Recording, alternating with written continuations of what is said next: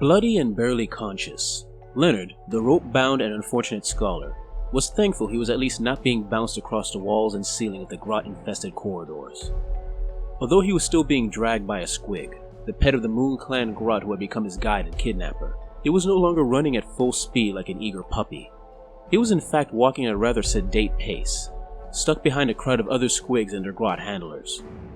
On occasion, one of the other Moon Clan grots would attempt to poke at Leonard with their stabbas for a bit of fun before the grot that accompanied Leonard shooed them away, causing the other grots to walk away disappointed as they only got to inflict some superficial punctures on the soft-skinned human. "Sorry for the delay, Leonard," his Moon Clan grot jailer said apologetically, something akin to shame on his face. "But as I expected, a lot of other Moon Clan grots heard the call before I did. That's what I get for working on the edges of the lurk lair, I guess. Then again, if I hadn't, I wouldn't have met you. So ultimately, it was worth it. Till we get to my surprise though, how about I continue being a good host, and talk a bit more about the Gloomspite Gitz? It'll help pass the time, and, of course, let my dulcet tones distract you from the pain of your multiple stab wounds. When it comes to grots, we tend to focus on our strengths. Sneaking, ambushing, poisons. But sometimes, Leonard, you just need a wall of stupid muscle meat to get the job done.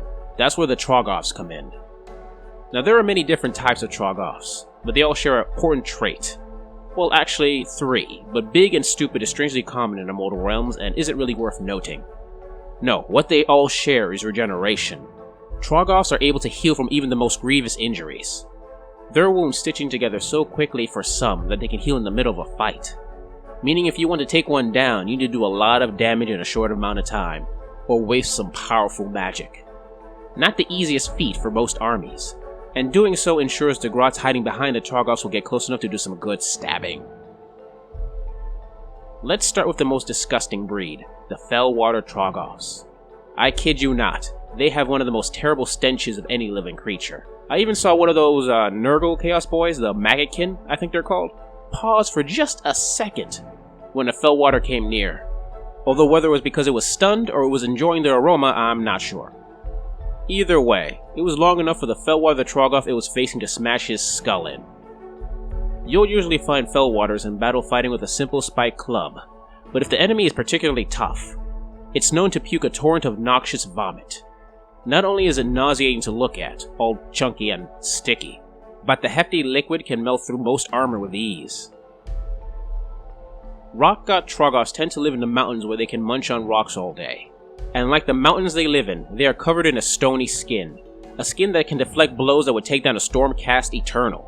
They also carry a massive stone maul that can turn most enemies into paste with a good swing.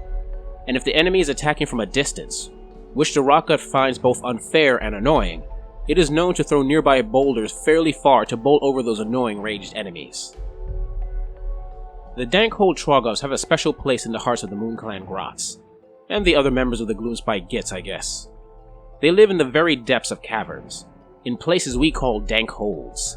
They mainly spend their time eating the various species of magic-saturated mushrooms before finding a nice little corner to rest in and sleep.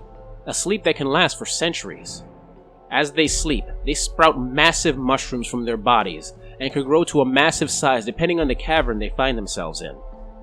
They also become saturated with the essence of the cavern they inhabit, probably from all the magic mushrooms that they consume.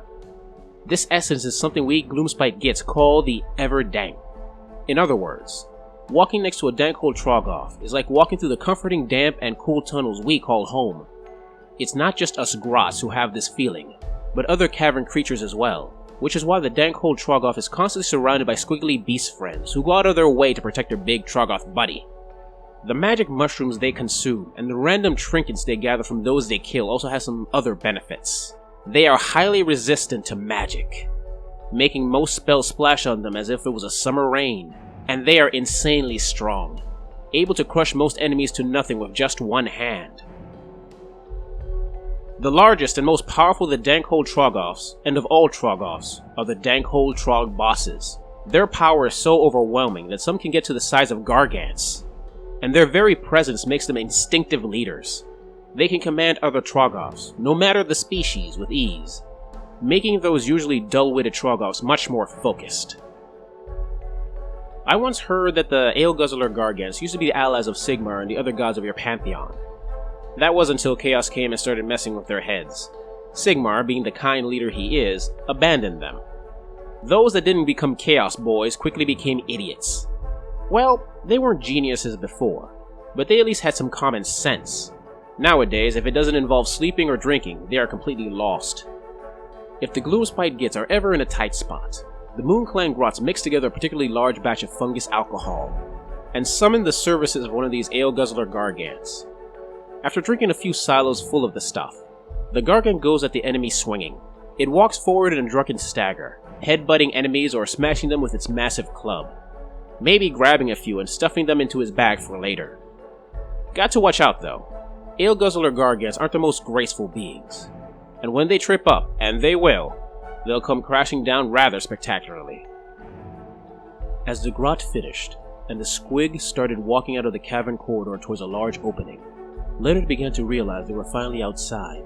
Despite the pain, he felt a small bit of joy when his dark-attuned eyes tried to readjust to the bright light of the moon, grateful to see the open sky once again. Until he realized the light was much too close and bright to be that celestial object. "Here we are, Leonard. Isn't it beautiful?" the grot proclaimed, rapture in his voice. Leonard slowly looked up and noticed a massive 2-story high rectangular stone block, atop of which rested a statue in the shape of a glaring half-moon. The moon's eyes almost seemed to stare at Leonard in contempt. "Welcome to the Loonshrine, Leonard," the grot continued, its eyes glued to the shrine. "When a large piece of the bad moon crashes down and begins glowing with energy, nearby grots that can feel it quickly get to work, chiseling that piece of loonstone down until it turns into the shrine you see before you. The shape concentrates the power of the bad moon and makes us more in tune with the energies of our god. So powerful is this pull that Moon Clan Grotts, who weren't even aware that it was here, will immediately build tunnels towards it to make sure their lurk layers are connected to this holy stone, and to let other members of the Gloomspite Gitz get to it, I guess. Seeing it inspires a sort of lunatic courage in us, an exciting madness that urges us to go to the nearest city and cause some havoc."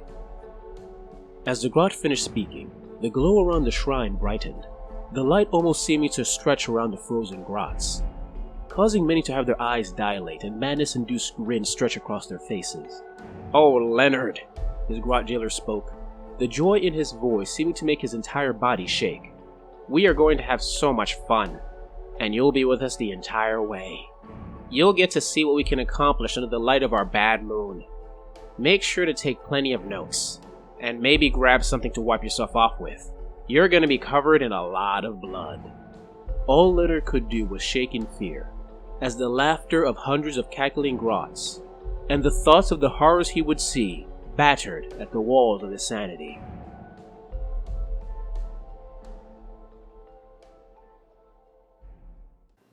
Hey guys, I hope you enjoyed this video about the Trog-offs, the Gargant, and the Loonshrine of the Gloomspite Gitz. If you like it, please like, subscribe, comment, press the little bell so you know whenever I post. And if you really like it and you're inclined, please send a little money my way through my Patreon or my Ko-fi account. The extra money gives me the time I need to work on these stories that I love.